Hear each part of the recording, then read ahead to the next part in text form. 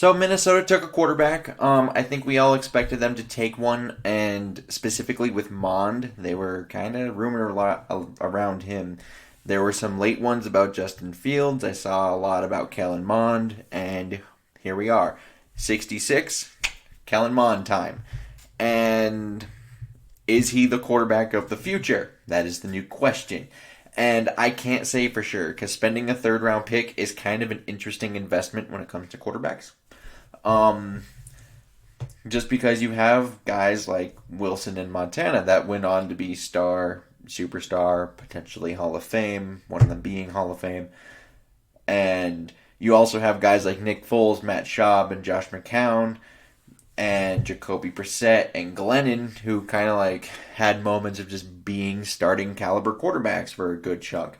Then you have guys like Colt McCoy and Cody Kessler, who are kind of like, that's a solid backup option. Or you have the guys like Ryan Mallett, CJ Beathard, or Davis Webb, and everyone's favorite quarterback, Sean Mannion. So it could mean a lot. It could honestly mean nothing as well because these things are weird. Like just going through the history of this, it's a very odd and interesting investment.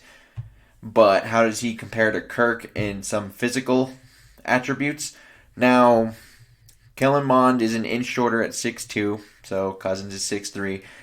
Cousins, they had him listed at 214 when he came into the league at the combine, but I'm not buying 214. Kellen Mond is 205, and you have the hand at 9.25 for Mond and 9.88 for Kirk Cousins. Why that might be concerning to some is there is a Kirk Cousins fumbling problem. And I doubt with smaller hands, fumbling gets better at the NFL level. So, Kellen Mond having smaller hands is something people are really going to not like. However, you want to talk about athleticism? 40 time. I know this is a pro day, but, there was no combine this year.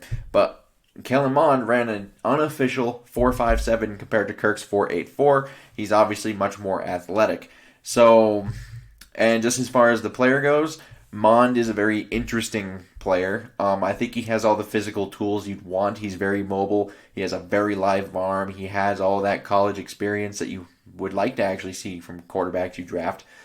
He is a 4-year starter from A&M, so that's nice. But obviously, he has flaws because quarterbacks who don't have many flaws tend to go in the first. But he did improve every single year. He is kind of inconsistent, though. That's kind of his issue, I think. Because you have games where it looks like, he's like really good. Like you think he's like a first round pick. And then he has these other games where it's like, I don't know if you get drafted. And that's the problem. So it's just the highs are very, very high while the lows are just downright horrendous and cringeworthy. It's bad. So I would think the idea here is to have him sit and basically, learn and just have an option in case you can't get rid of Kirk's dreaded $45 million cap hit. And it gives you just another in-house option and a contingency plan if everything kind of hits the fan.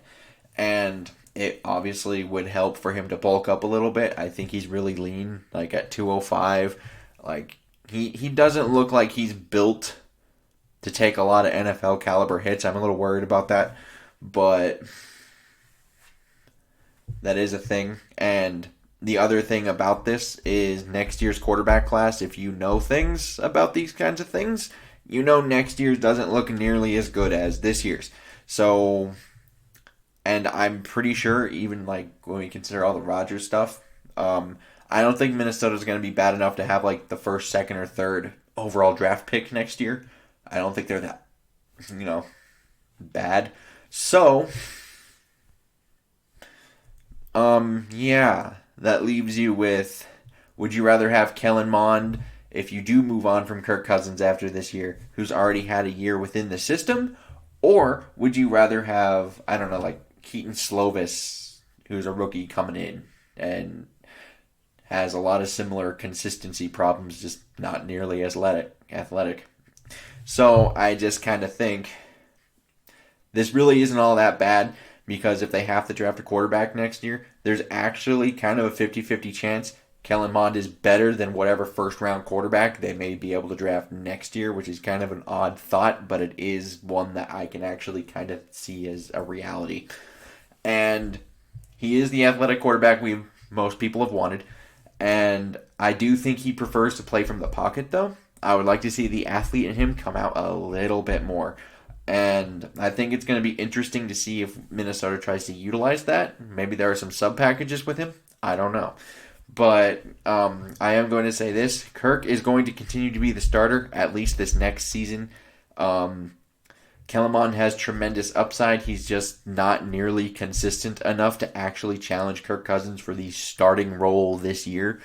And if anything, if Kirk Cousins gets off to a slow start like he has in the past, then maybe things start to heat up a little bit. It would be interesting, but I still have my doubts. I'd like to know what you guys think in the comments down below. Quarterback thoughts, always interesting. I would, liking and subscribing, always helpful. And until next time, I bid you all adieu.